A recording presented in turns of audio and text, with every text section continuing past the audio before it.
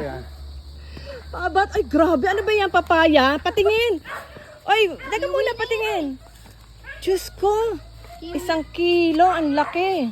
1 kilo kalahati ito. Ayun, may mas malaki pa yung kukunin sila. Ayan, dali ang laki, lalaki ng papaya. Ayan.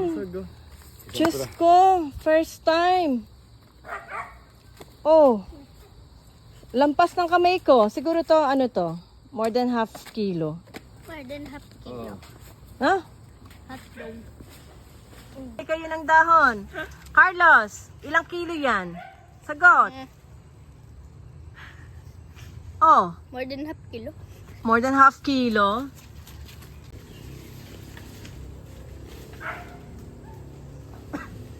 Sabi.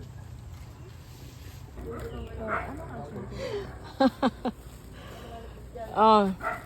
Ayan ang resibo ng avocado, ganitong kalalaki. Ang laki.